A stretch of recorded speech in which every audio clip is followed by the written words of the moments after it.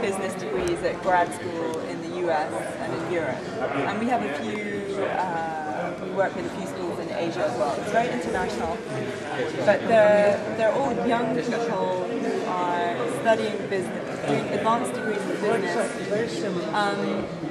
And they're at a kind of transition point in their careers. Yeah. Okay. So shall I just get started with my questions? Okay. Well, I mean, the first question that I have for you is the world as it is right now is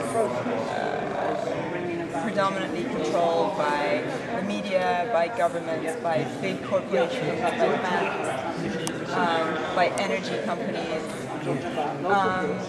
And how do you think they can be turned around? Yeah. Okay.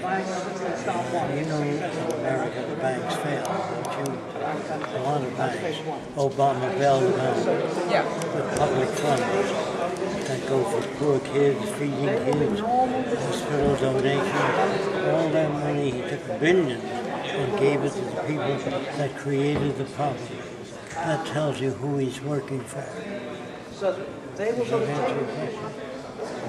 But, I mean, president after president of the United States is working for those institutions. He's put up there by people who have vested interest. If I put up $2 million, get you elected, I own Squibb Drug Company, you got to take care of me when you get elected. Yeah.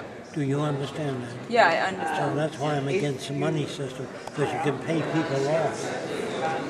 But in transitioning from a money system to It how, has to collapse. The money system has to collapse. We gave the Chevy automobile company that failed because they couldn't keep up with Toyota. So we bailed them out. We gave them billions. But if they don't show us a blueprint for a new car that's better than Toyota, faster, cheaper, better built, it won't come back. So if you bail them out, there's no basis for bailing them out. So that's bad business on the part of the president giving them public funds. So there's no basis.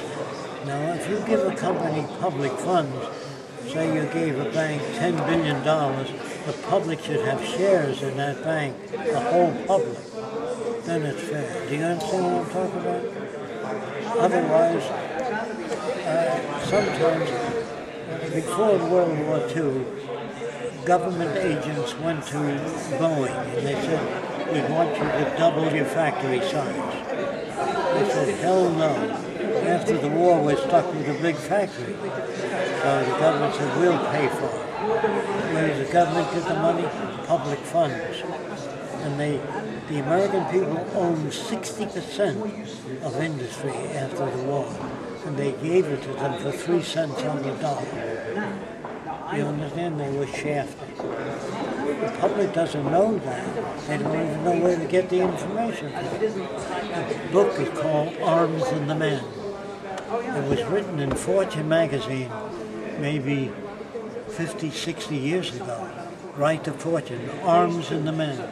It tells you how munition companies sell munitions to both sides. You know what I mean? They don't give a shit about America or anything else. And if you outsource your factory, you don't care about the people that work for you. All you care about is the bottom line. And if he's an investor, he won't invest in your company unless it shows a profit. And if you don't outsource, you pay your help more. So nobody will invest in your company. So we all become sons of bitches in the monetary system. And how long, I mean, do you have a view on how long the system might take to collapse? Well, it's collapsing now. That's why we're on the world tour, to get the people, to try to get them to understand this. So far, I'd say it's about 95% effective. We get to most people. Now, what people do about it, I have no control. If all the people over here today talk to people about the Venus Project, the chances are that the transition will not be as painful. But the transition will be painful. I can be shot in the process of these talks if somebody else says this guy hates the country I believe in. You know what I mean? If they shoot, there's nothing I can do about that. But that's a chance you take. Martin Luther King didn't hurt anybody. Gandhi didn't hurt anybody, but he was shot. You know what I mean? It depends on the way another person is brought up. Are they bad if they shoot me? No. They've been brought up not to accept what I say. Can you understand that? You say, hang this son of a bitch. No, don't say that. Everybody is perfectly well adjusted where they're coming from. Do you know what that means? No. If an Indian, an American Indian, if you say to him, you can have anything you want, what do you want? He said, well, I like a good wigwam that's well built. He doesn't say, I want a stainless steel building. He can't. Do you understand? Yeah. If you tell a Christian Scientist, do you believe in God? He says, yes. Your kid has an attack of appendix. I believe God will heal him. And they pray, and he dies. They go to jail. They shouldn't go to jail. They're brought up with false values, and you have to expose the false values. Do you understand? But if you get mad at people, they kill their own son because they believe God would intervene. They were brought up to believe that God would intervene. It's not their fault. You know, when a priest sees an auto accident, he goes something like that. You know, God bless the poor person, you know. Well, he doesn't know he's acting badly, too. Whenever you tell God who to bless, you're assuming that you can persuade him. That's a terrible thing to believe. Oh, God bless America. Oh, God bless France. Who the hell are you to tell God who to bless? You know what I mean? These are assumptions people make. They're so simple. They don't understand how profoundly stupid that is.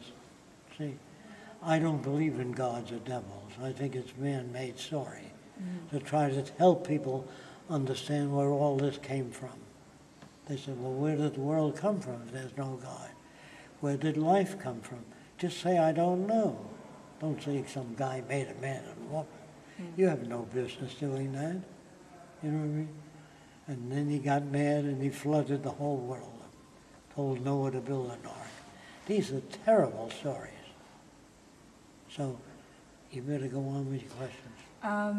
So the next question is, what advice would you give to young people, let's say someone who is aiming to become a manager in an energy company? I would suggest they go back to school and study physics, robotics, computer science, because they'll be out of work in less than